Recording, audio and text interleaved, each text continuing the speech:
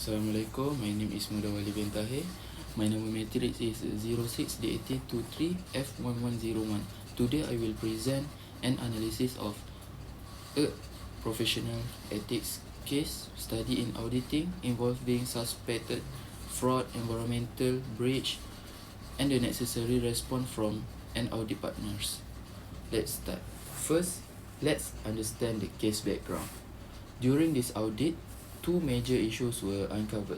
First, suspicious contracts and payments. The company won two substantial overseas contracts, but there was no clear documentation of the bidding process. And most suspicious, large unidentified payments were made to individuals linked to overseas government departments. And second, environmental violence and concealment. The company was fined for accident carbon emissions and breaching waste disposal regulations. Instead of reporting this as penalties, the finance director instructed the staff to post them as cost of sales to hide them from auditor. From these facts, we can identify several critical ethical problems. First, fraudulent financial reporting by concealing penalties as cost of sales. Second, suspicions of fraud and bribery indicated by unidentified payments. Third, repeated breach of environmental law. Four, abuse of authority by the finance director in orchestrating these unethical actions. These actions have real consequences for several parties affected. First, the finance director, who is potentially involved in fraud. Second, the government department, whose integrity is called into questions. Third, auditor. The auditor,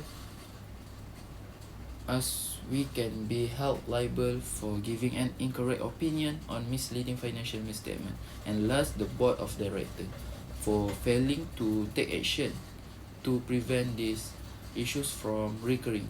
The audit partner, we have several possible solutions. First, perform additional audit procedure to gather more evidence. Second, require management to correct the financial misstatement. Third, advocate for the removal of the finance director, the primary actor in this case. And last, report the matters to regulators such as anti-corruption and environmental agencies. Next, let's start by evaluating the first opinion. Performing additional audit procedure. On the positive side, this action allows us to gather more substantive and reliable evidence. We could perform forensic style procedure, interview more staff, and use data analytics to trace the full flow of funds. This significantly reduces our detection risk and strengthens our audit opinions. However, the most immediate cons are the additional time and cost required. This extends the audit timeline, delays the financial statements, and increase fees which the client may be unwilling to bear. Second, requiring management to correct the misstatements. The pros of this approach are clear. Its primary benefit is that it directly ensures the financial statements present a true and fair view. Correcting the classifications of the environmental fines is non-negotiable for compliance with accounting standards.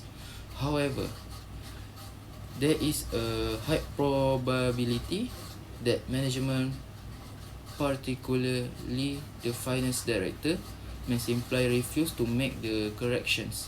This would immediately create a direct and potential unresolved conflict. Third, a removal of finance director. The advantage of this are profound. It directly targets and removes the source of the ethical corruptions within the company's leaderships. This individual has demonstrated a willingness to override controls and commit fraud. Their continued presence is an existential threat to financial integrity. However, This process must be handled with extreme care to avoid claims of wrongful dismissal. The parent company boards must follow strict legal and disciplinary procedure, building an ironclad case based on our audit findings. Finally, we have the most severe options, reporting to regulators. The benefit of the action is it fulfills our legal and ethical obligations to the public interest.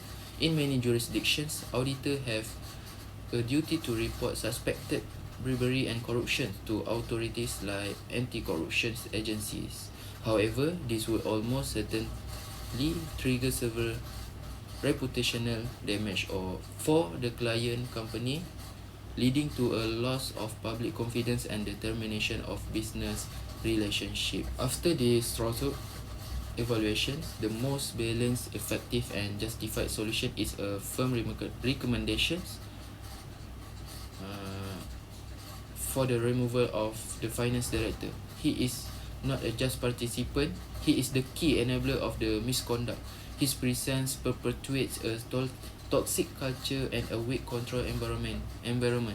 Furthermore, this course of action is fully aligned with international auditing standards, particularly ISA 240 on fraud, which requires auditor to communicate your findings to those charged with the governance, in this case the parents company boards, and recommend decisive actions, which must include addressing the individual responsible.